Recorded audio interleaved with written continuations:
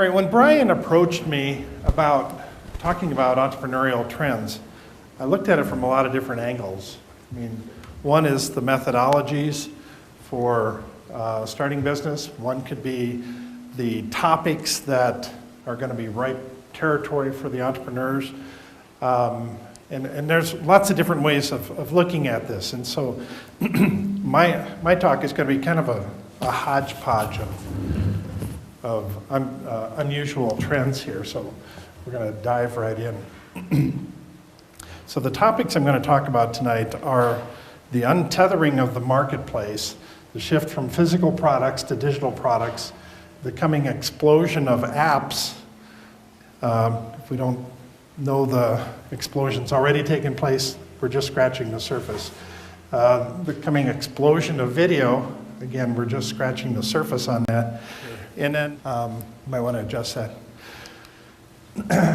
How many of you are familiar with Google goggles? There's just a few of you. Google goggles is a real interesting technology. And essentially what it does is it allows you to use the camera on your phone, your handheld device, and to scan in what the product is. And then it'll tell you information about it. It even gives you options to buy it.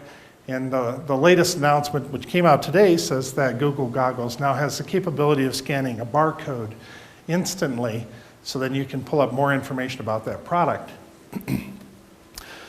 Well, if, for example, you're walking down the street and you say, wow, I happen to like the jacket that she's wearing, you can pull out, in the future, you'll be able to pull out your handheld device and pull up an image of what that jacket is. You'll be able to pull it up from the retailer, and you'll be able to zoom in and find out more information about it, what kind of material it's made out of, various sizes. And incidentally, in the future, when we order clothing online, we'll all have our bodies scanned in, so it'll come and fit perfectly every time we order it. We can change. We can change colors on it, but then we'll be able to order it and have it come directly to us. This whole idea of turning the world around us into our marketplace. So then why do we have to go into stores? Why would a retailer have to rent expensive office space, commercial space to sell products? You could just hire models to walk up and down the street and get people to click on you.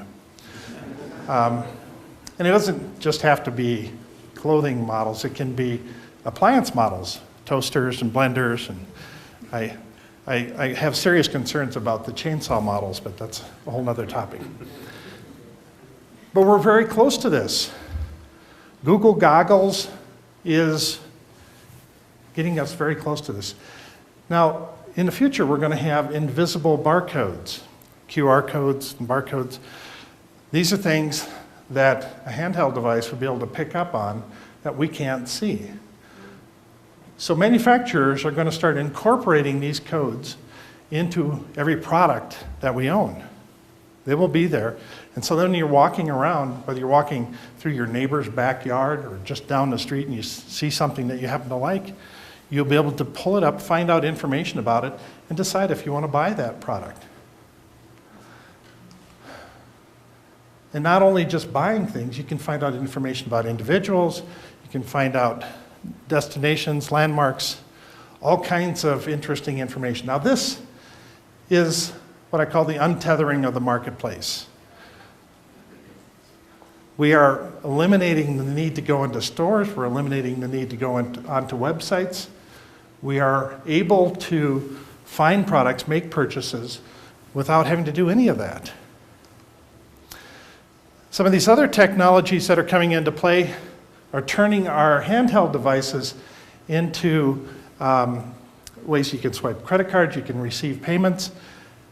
Again, it makes it very easy. So it's companies like Square, Verifone, Intuit's working on one. And we can take payments wherever we are at any point in time. So this is the total untethering of society. So it's not just untethering the marketplace, we're untethering the workforce, we're untethering social life. meetings and completely untethering our thinking. As we're doing that, there's a battle going on. There's a war going on between atoms and electrons, and most people don't think of it in these terms, but atoms represent everything in the physical world, electrons everything in the digital world.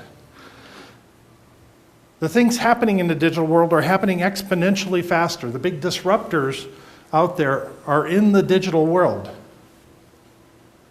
There's companies out there that are consciously making decisions. Do I want to make a physical product or do I want to make a digital product? A physical product requires raw materials. It requires engineering work, manufacturing. It requires shipping and receiving, warehouse space and shelf space. All of these physical requirements. If you're selling a digital product, all you have to do is design the product and you sell one copy after another after another. Changes are very quick to make. This is a very sexy environment. We're seeing a brain drain as people shift from the physical world into the digital world because that's where all the excitement is. Even as I'm saying that, though, there are some counter trends that may open it up so that there's some good opportunities for physical products. So as everybody's making this shift from their transportation jobs, their service industry jobs, their manufacturing jobs into the digital world, that's leaving interesting gaps on the other side. So keep your eyes wide open. There's lots of opportunity there. Now, as I look at this battle going on between the physical world and the digital world, it's the intersection there that's a real interesting place. We're creating this vast pools of information, huge amounts of information, and yet we need some physical device, some way of interfacing with all that information.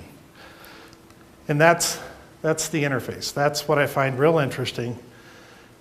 As a former IBM human factors engineer, I tend to see the world through an interface lens. It's the biggest failure point most businesses have. So how do we make this interface between information in our brain as seamless and as invisible as possible?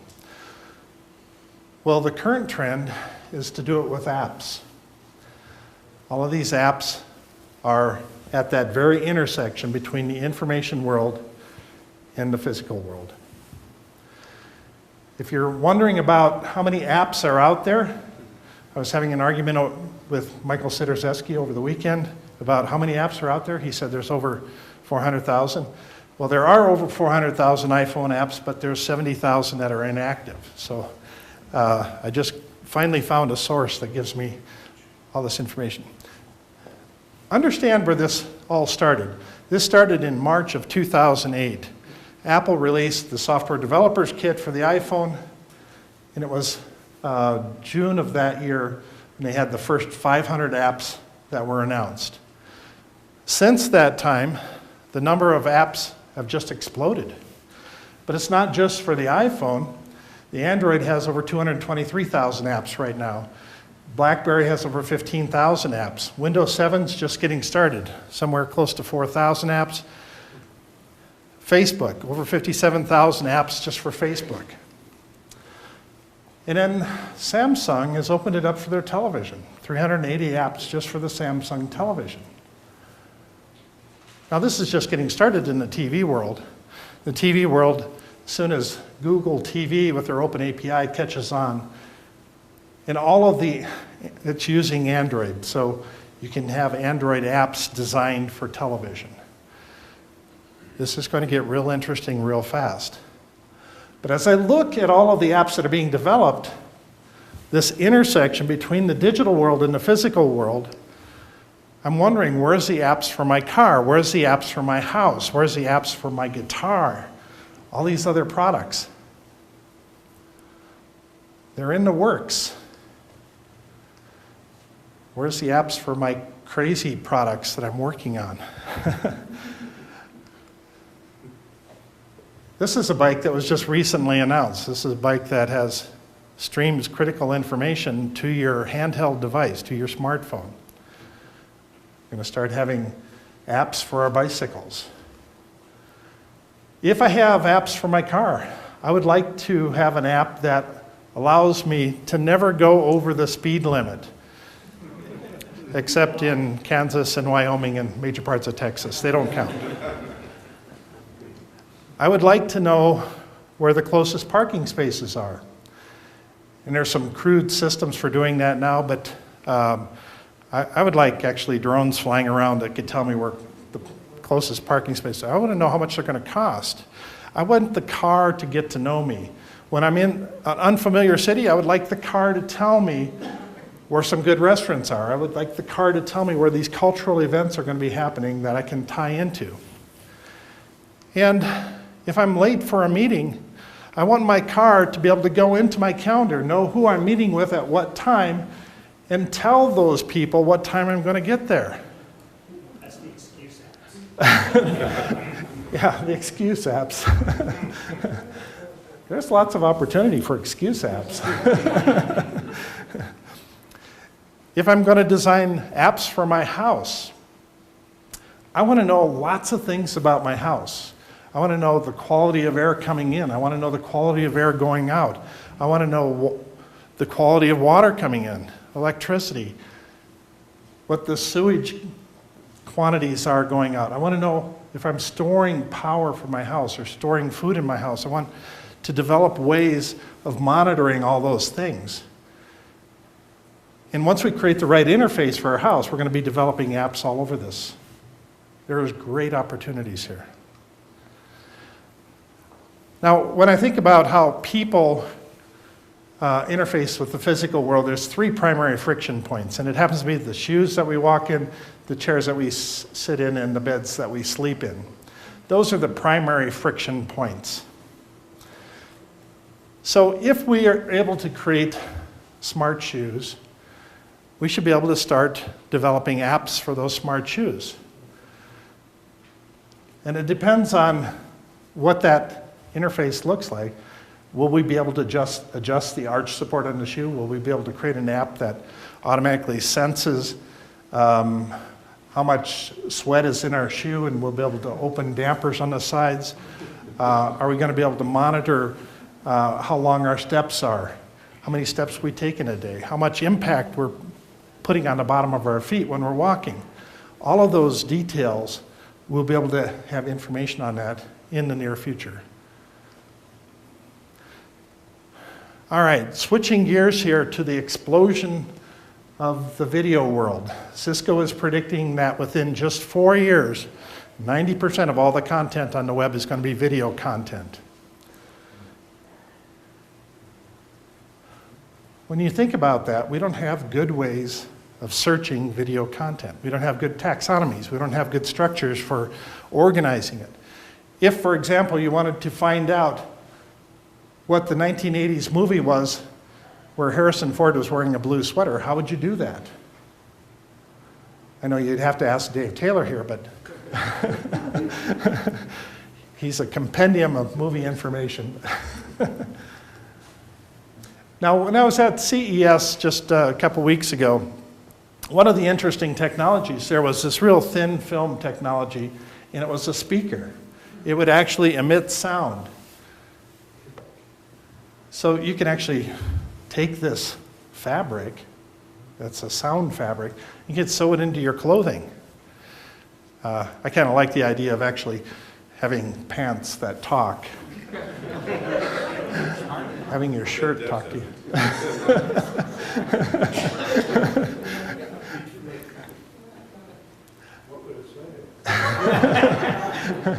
I will leave that up to your imagination. There's other technology that's being developed by Plastic Logic and others, which is a flexible display technology. So it's not too long when we will have flexible video fabric that we can be wearing. In fact, we're going to have video surfaces spring up all around us. So we're going to have video clothing in the future.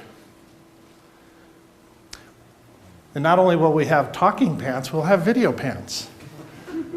And we'll have women asking the crazy question of, does this video on my pants make my butt look fat? So as we're developing all of this uses for video, I mean, it's going to explode in some interesting and different ways, but we'll see video panels on cars, we'll see videos on walls. Every surface around us becomes an opportunity for video in the very future. And it all stems from this idea that video is not just for focused watching. There's lots of different purposes for video. Video can be used for ambiance. It can be used for news and entertainment, but also for education, for art, for gaming, for self-expression, for marketing, for just putting up messages, for data gathering. There's lots of interesting uses, and people, as these surfaces for video start to explode around us, then suddenly we will invent new ways of using it. Over 80 million hours of YouTube video are consumed daily around the world. Doesn't seem like hardly enough. And yet, this is a low number compared to what it's going to be even 5 years from now.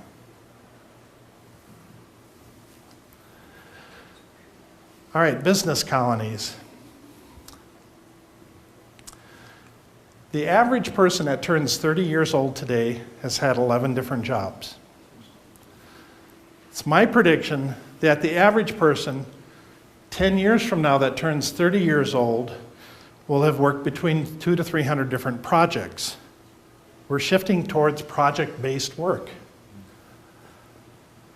The reason for this is because we can. We're becoming a very fluid society. Everything that's happening in Washington right now is increasing the cost of employment. Companies have an obligation to hire the least number of people that they can get away with. So as they're figuring out ways to circumvent all of these extra overhead costs, they're figuring out that, well, rather than taking on extra headcount, I can actually bring somebody in for a project that might be just 2 hours. This person isn't an expert on this one particular topic. It might be 2 days, it might be 2 months, it might be 2 years. All these different projects, and the world is moving towards project-based work. 68% of all the jobs last year were temporary jobs. The Aberdeen Group says that 20% of all jobs right now are free agent type jobs, 25% in just 6 months. It's growing rapidly. And it's all happening because of our fluid society. The internet is allowing us to make connections with people who have the unique set of skills that we need. Young people today don't want to get trapped the same way their parents did. They actually find security in being able to jump from one job to the next, to the next, to the next. There's great freedom in it as well. At the same time, there's a lot of people who aren't good at lining up one project after another. And so the natural trend will be towards creating what I call business colonies. And these colonies are going to form around specific topic areas, whether it's photonics or biotech or nanotech or gamer colonies. They'll come in lots of different shapes and sizes. But more and more, I think a lot of these colonies are going to be formed by large corporations. They're going to create a separate colony outside of the corporate walls. They're going to staff it with a couple project managers. And if you can imagine this concept of lobbying projects over the corporate walls into the colony, and then people in the colony scurry around and get the work done. And they'll be able to test out new ideas and test out new projects without interfering with anybody's workload. So these will spring up in lots of interesting ways. And incidentally, I think co-working spaces like this are the forerunners to business colonies. They'll take on lots of different shapes and forms, lots of different configurations. We currently have over 100 million products in the marketplace, just a rough estimate. There are the people who do the UPC codes, the barcodes. They have over 30 million barcodes out there. So that coupled with all the digital products that don't have barcodes, we're over 100 million products out there. For somebody who's starting a new business today, launching some new products, you have to be very specific on how you market it, very targeted. By 2020, we're moving towards a real hyper-individualized marketplace. We could easily have over 1 billion products. We can now successfully launch a business that only appeals to 1 in 35,000 people, our product. We can make those connections. These are products that would have never made it on store shelves in the past. We can create viable business that's out of that today. And this last thought I'll leave you with is that our physical products have physical limits. There are limits to how much crap we can put into our houses. And we are rapidly running out of room. Digital products have no limits. We don't have those same physical constraints. Somewhere in the future, I see this transition. I see this transition whereas digital products have been viewed as less valuable than physical products. I think we make a switch. I think in the future, the digital products become more valuable than the physical ones.